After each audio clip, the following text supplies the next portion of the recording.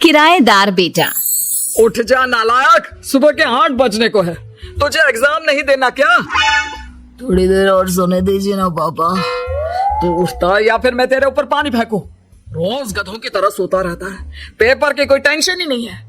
और एक हमारा समय था जब हम पेपर में फेल होने के डर से रात भर पढ़ा करते थे, सो ही नहीं पाते थे।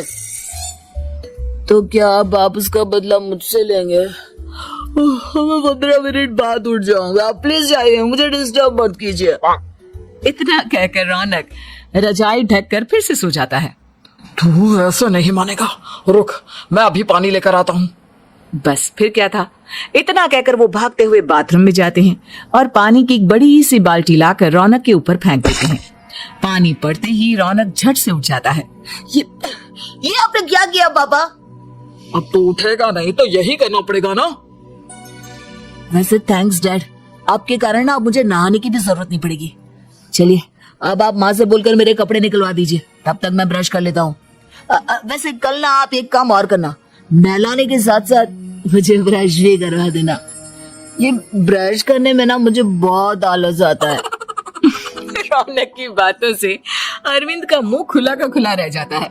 वो अपनी पत्नी कमला के पास जाता है और रौनक की हरकतों के बारे में बताता है, जिसे सुन उसकी पत्नी हंसने लगती है। तुम अपने बेटे को समझाने के बजाय हंस रही हो।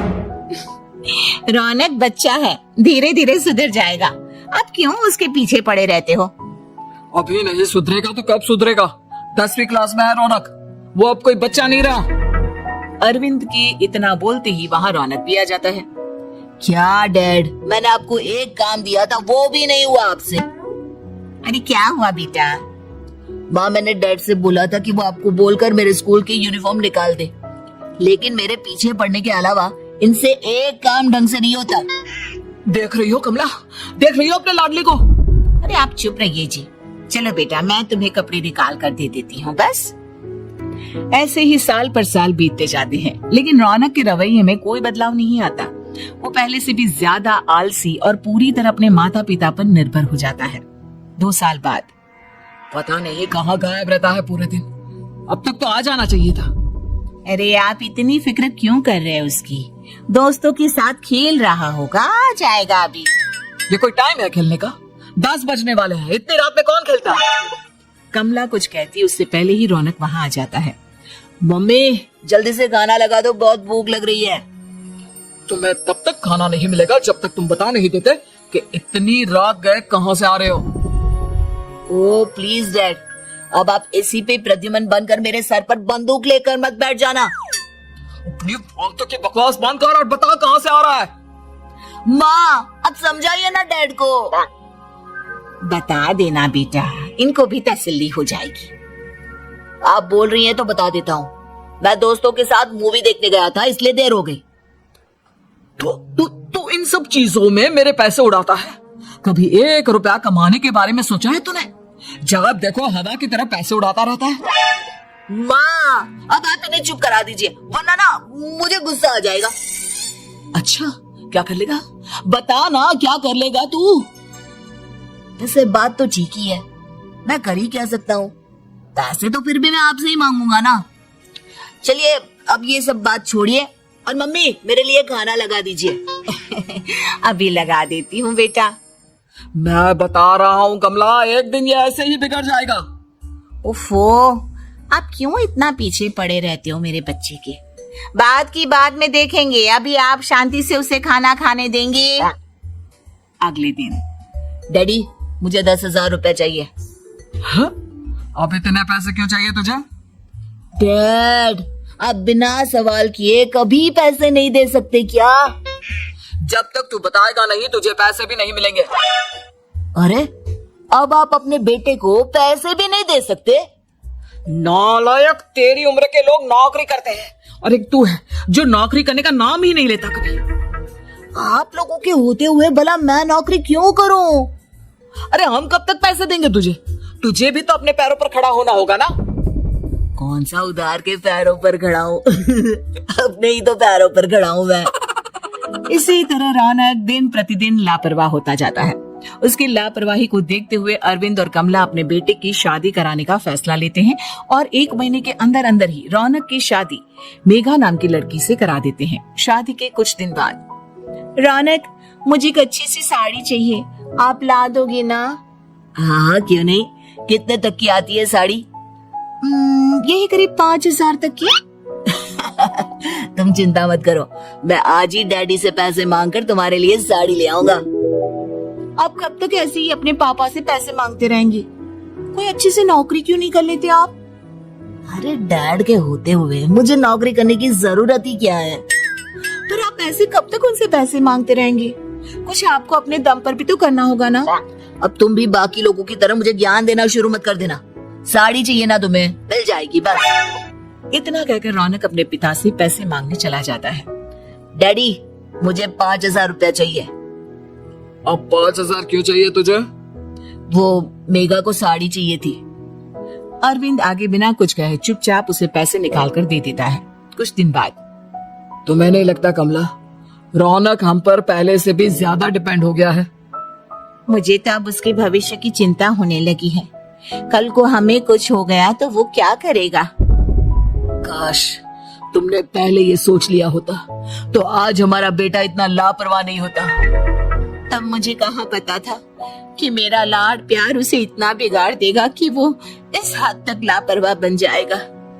कोई बात नहीं, अभी भी देर नहीं हुई। मुझे पता है उसे कैसे सुधारा जा सकता है। कैसे? अरविंद कुछ कहता उससे पहले रौनक वहां आ जाता है और पैसों के लिए हाथ फैलाने लगता है। डैड, मैं और मेघा बाहर घूमने जाना चाहते हैं। अरे वाह, ये आज सूरज कहाँ से निकला है? Dad please. अच्छा चलो अब मुद्दे की बात करो। मुझे अब 25,000 चाहिए। अब तुम्हें 1 रुपया भी नहीं मिलने वाला। अगर तुम्हें पैसों की इतनी ही जरूरत है तो कोई ढंग की नौकरी कर लो। मम्मी, आप कुछ कहिए ना डैड को। बेटा, वो गलत क्या बोल रहे हैं? ये सब हम तेरे भले के लिए ही तो कर रहे हैं। मम्मा, मैंने बताया ना आपको, मुझे नहीं करनी कोई जॉब वॉब। तो ठीक है, निकल जाओ हमारे घर से। तुम्हारे जैसे लोगों के लिए मैंने ये घर खड़ा नहीं किया है। जितना ये घर आपका है ना, उतना ही मेरा भी है। मैं कहीं नहीं जाने वाला। जाना तो पड़ेगा ही तुझे, क्योंकि अब मैं तेरा कोई भी खर्चा नहीं उठाने वाला। ठीक है, मत उठाइए मेरा खर्चा, मैं अपने दम पर भी जी सकता हूँ। तो बेशर्मों की तरह अब तक यहाँ क्यों खड़ा है? अपना सामान ले आओ, निकल जाए यहाँ से। रौनक पैर पटकते हुए वहां से चला जाता है। घर से निकालना जरूरी है क्या उसे? बिना पैसों के कौन रखेगा उसे किराए पर? अगर उसका भविष्य सुधारना है तो हमें अपने दिल पर पत्थर रखकर ये कदम उठाना ही होगा। दोनों बात कर रहे होते हैं कि रौनक अपनी पत्नी के साथ एक बड़ा सा बैग लेकर घर से निकल जाता है, लेकिन घर से बाहर उसे कोई भी मुफ्त में अपने घर किराए पर नहीं रखता। अंत में थक हार कर वो फिर से अपने घर चला जाता है। क्या हुआ? थोड़ी देर पहले तो दहाड़ते हुए घर से निकला था, अब क्या हुआ? नहीं रखा ना किसी ने तुझे किराए पर? डैड प्लीज, मैं कुछ दिनों में कोई अच्छी सी नौकरी शुरू कर दूंगा। आप तब तक तो हमें रख लीजिए प्लीज। सुबह से रात हो चुकी है लेकिन कोई हमें रखने को राजी नहीं है। अब आप ही बताइए, इतनी रात को मैं मेघा को लेकर कहाँ जाऊंगा? ठीक है, बहू की वजह से मैं तुझे घर पर रख रहा हूँ, लेकिन तू इस घर में एक बेटे की नहीं बल्कि एक किराएदार की हैसियत से रहेगा।